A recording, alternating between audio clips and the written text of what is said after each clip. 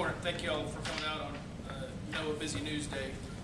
Sunday, October 28th, 2012, at about 8:32, in the 3600 block of Eastbury Drive, 38-year-old Kim Dorsey was found dead by her fire rescue husband as he returned home from a 24-hour shift the previous day. Detectives had worked that scene from Sunday morning all the way through really Thursday afternoon, appealed to the news Thursday looking for additional information on the case. We actually received information after that. Some of that information that we received led us to a person who we had some knowledge of, a person who had in the past lived with the victim and her husband. That person is 31-year-old Lance Eugene Kirkpatrick.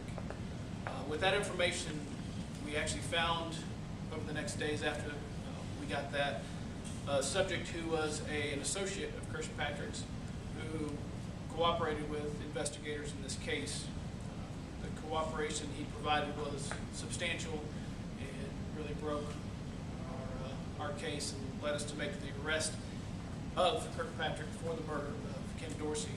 What we've learned about the murder was that Kirkpatrick on Saturday, while the victim's husband was at work protecting the citizens of Jacksonville, went to her house, supposedly under the guise of retrieving personal items that he had at the house. While at the house, he confronted the victim. The victim, when she was confronted, resisted actively.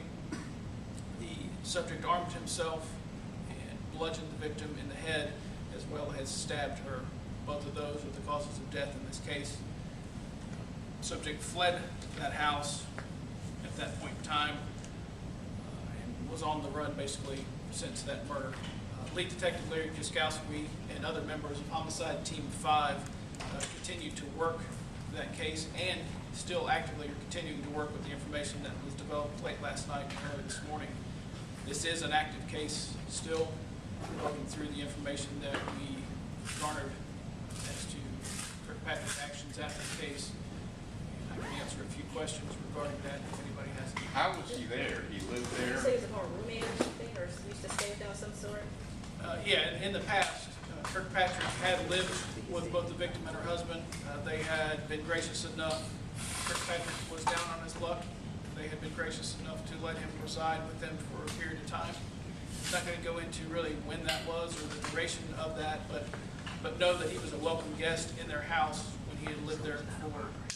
Was he a firefighter, or how did they know him? You know, he was not a firefighter. He was just an associate that the victim's husband had met, and he had done some odd jobs for him.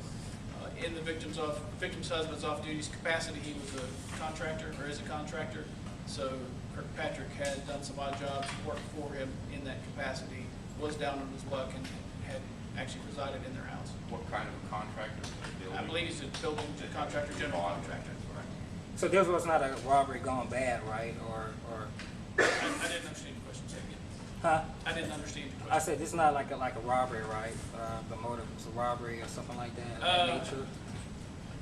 It's hard to say. You know what the supposed intent was that he went to their house with is not 100% clear. What we had learned was that he had gone to the house to retrieve some items. Don't know what the intent behind that is. Yeah, because you had said something about he had some people down on his luck, had some bad times or whatever. Yes, he did. Yes, he did. What was the confrontation? I believe the fact that he was there. Just the fact that he was there. That he was an unexpected. It was not expected that he show up that Saturday, and I believe the confrontation between the victim and he were related to the fact that he had shown up. Shown up Did he unexpected. force his way in, do you think? Or I don't want to suppose, but there was a confrontation between the two of them, which would suggest that. But again, that's a supposition. It's unwelcome. Correct. Right from the beginning. It seems so. Yes. And you said stabbed, some kind of bludgeon head injury. She was beaten in the head repeatedly, as well as stabbed. Was it an instrument used for the head injury? Yes. Yeah, she was beaten with an object. Again, I don't With an go object, into okay, specifics on that, but she was repeatedly beaten in the head with an object and then stabbed. Got it. How long did he live there? I'm not sure. Not sure. Weeks or months or? Again, supposition, I don't go there. It was a period of time in the past. He was not currently a resident there and hadn't been for at least some period of time. Any other question? Yeah, my last question, and then you said it was someone who knew him. I guess apparently they came forward with some information, or it was someone just in the public, or? This is somebody who's an associate of Kirkpatrick's, Got it. who heard about the case, ended up coming forward and cooperating with investigators. Got it. All right. Thanks, Chief. Thank y'all.